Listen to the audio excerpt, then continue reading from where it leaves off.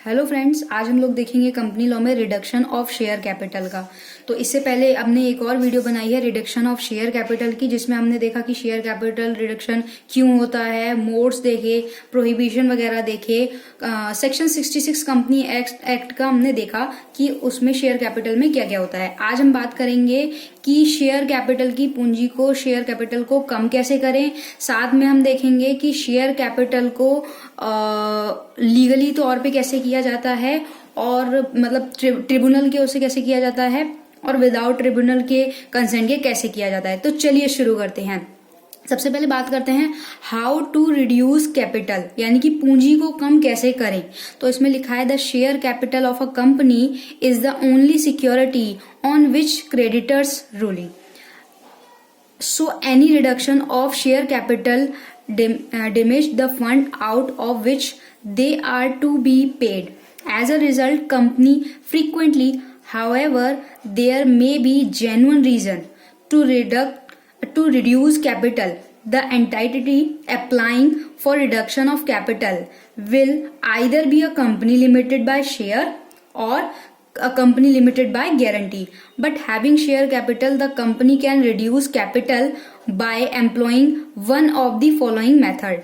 तो मतलब उन तीन मोड दे रखे हैं जो हमने प्रीवियस वीडियो में देखे थे। वो तीन मोड दे रखे हैं कि वो कौन से तीन मोड हैं। तो उससे पहले ये क्या कहता है कि पूंजी को कम कैसे करें। तो उसके लिए सबसे पहले इसमें क्या लिखा है कि कोई भी कंपनी है, मान लीजिए, तो कोई भी कंपनी की जो शेयर कैपिटल है वो एक तरीके से एज अ सिक्योरिटी रहती है। किस चीज के लिए?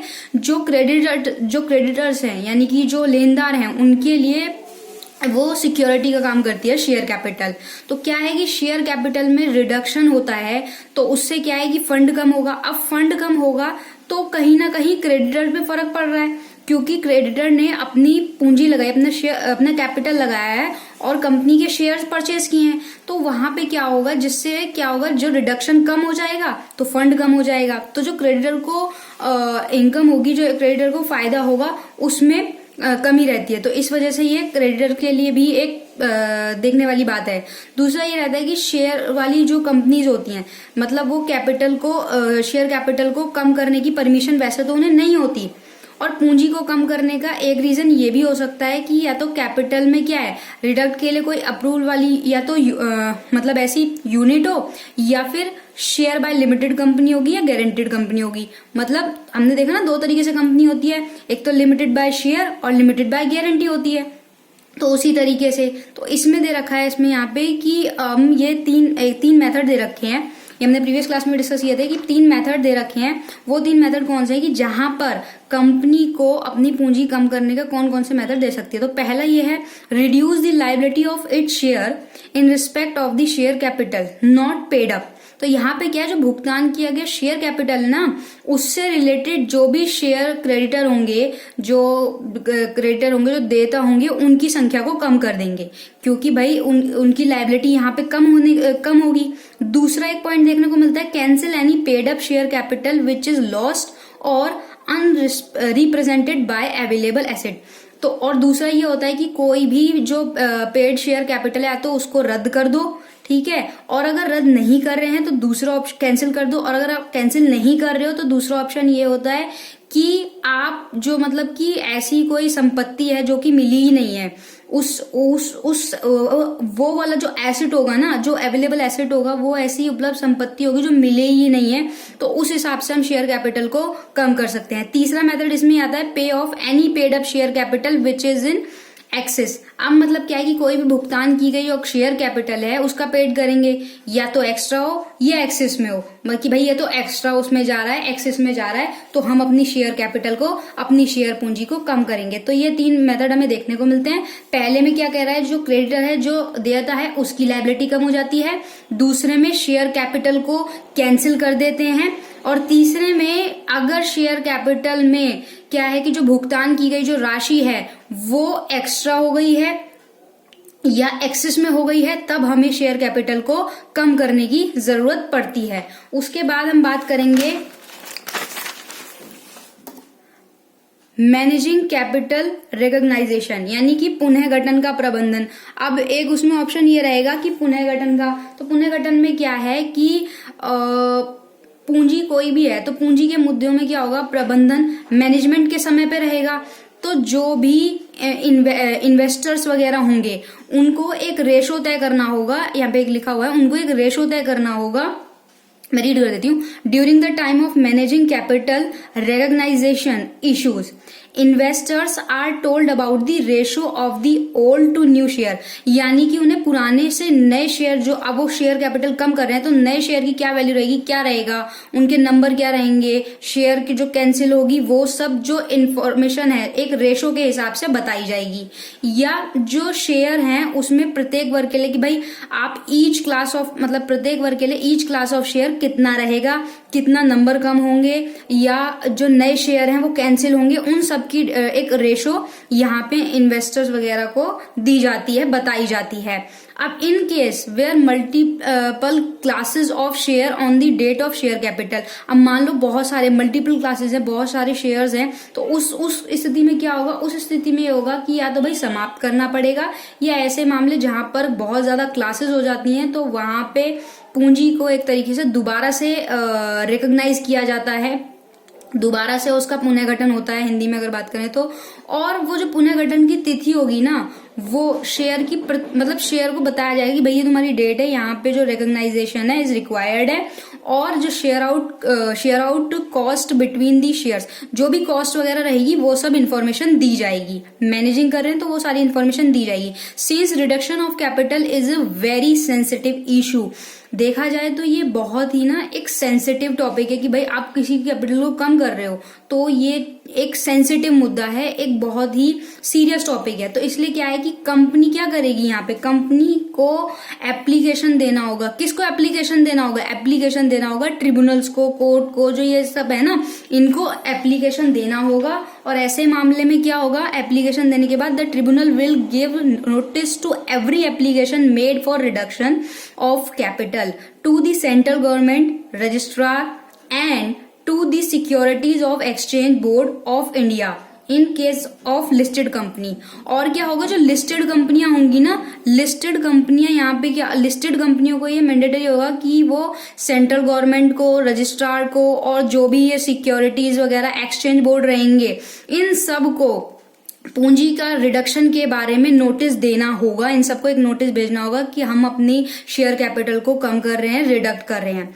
Notice will also be given to all the creditor of the company in case no remark as made by these institution and creditors with in 3 months। और जो टाइम पीरियड रहेगा ना, वो टाइम पीरियड क्या रहेगा, जो कंपनी के creditors होंगे, लेनदार वगैरह होंगे, उनको भी नोटिस देना होगा। प्लस क्या होगा, 3 महीने के अंदर अंदर जो यहाँ पे इंस्टीट्यूशन को और क्रेडिटर्स वगैरह को नोटिस दे रहे हैं, उसके बाद then it will be presume that they have no objection to the reduction of capital, the order of confirmation of the reduction of share capital by the tribunal will have to be publish by the company. अब मान लो कि अब एक notice भेज दिया listed company ने, किसको, central government को भेज दिया, रजिस्ट्रार को भेज दिया, एक्सचेंज बोर्ड को, सिक्योरिटी को, जो क्रेडिटर्स वगैरह हैं उन सबको भेज दिया। अब उन्होंने क्या किया, नोटिस भेजने के बाद अगर उन्होंने 3 महीने के अंदर अंदर कोई ऑब्जेक्शन नहीं उठाया, उस नोटिस पे कुछ ऐसा ऑब्जेक्शन नहीं किया कि हमें ऑब्जेक्शन है कि आप कंपनी के जो शेयर कैपिटल है उसको ऐसे रिडक्ट नहीं कर सकते, उसको कम नहीं कर सकते, उस पर ऑब्जेक्शन नहीं उठाया जाता, तो यहाँ पे एज्यूम कर लिया जाएगा कि भाई आपको रिडक्शन से कोई दिक्कत नहीं है, कोई ऑब्जेक्शन नहीं है, आपको कोई दिक्कत नहीं है कि कंपनी अपने शेयर कैपिटल को रिडक्ट कर रही है। तो यहाँ पे उनकी एक तरीके से कंसेंट मान ली जाएगी। उसके बाद if the company fail to comply with the provision relating to publication of order it shall be punishable with fine which shall not less than ₹5 lakh. Also, the company will deliver a certified copy of tribunal mentioning the amount of share capital, the number of share into which it is to be divided and amount of each share. अब उसके बाद क्या होगा, मान लो कि भाई किसी ने ऑब्जेक्शन नहीं उठाया, तो ट्रिब्यूनल द्वारा क्या होगा, शेयर कैपिटल का रिडक्शन जो है कंपनी क्या करेगी, मेंशन कर देगी। भाई उसने सबको पहले नोटिस दे दिया, किसी ने कोई ऑब्जेक्शन नहीं उठाया, 3 महीने का टाइम पीरियड रहेगा। ऑब्जेक्शन ना उठाने के बाद कंपनी क्या करेगी, मेंशन कर देगी, प्रकाशन कर देगी कि हमारी कंपनी का शेयर कैपिटल जो है वो रिडक्ट हो गया, हमने अपनी कंपनी का शेयर कैपिटल रिडक्ट कर दिया, कम कर दिया, कटौती कर दिया है।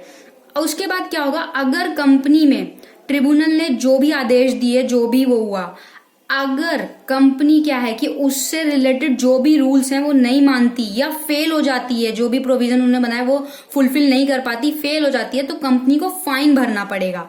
फाइन भरना पड़ेगा कितना, मिनिमम जो फाइन रहेगा 5 लाख रुपीज रहेगा, मतलब 5 लाख तो कम से कम किसी भी कंपनी को फाइन भरना ही पड़ेगा कि भाई जब आपको ट्रिब्यूनल ने ये फॉलोइंग इंस्ट्रक्शन दिए थे, प्रोविजन दिए थे, तो आपने वो क्यों नहीं माने, तो उस केस में आपको फाइन रहेगा जो रहेगा लेस देन 5 लाख रुपीज, मतलब कि 5 लाख से नीचे नहीं होगा, 5 लाख आपको कम से कम देना होगा। और ट्रिब्यूनल में क्या होगा, ट्रिब्यूनल को एक सर्टिफाइड कॉपी जाएगी जिसमें मेंशन होगा कि शेयर के नंबर्स कितने हैं, आपकी अमाउंट ऑफ शेयर कैपिटल कितना है, नंबर क्या है, नंबर ऑफ शेयर्स, और साथ में ये भी मेंशन करना होगा कि ईच शेयर की वैल्यू क्या है, वो सब आपको मेंशन करके एक सर्टिफाइड कॉपी ट्रिब्यूनल में देनी होगी, सबमिट करनी होगी। ये तो होता है एक लीगल प्रोसेस की लीगल प्रोसेस से हम कैसे रिडक्ट करते हैं, ठीक है। दूसरा ये होता है reduction of capital without tribunals, बिना ट्रिब्यूनल्स की मंजूरी के भी हम कैसे कर सकते हैं, तो इसमें है reduction of capital can take place without the sanction of the tribunal or court in case of buyback of share, in case of forfeiture of share.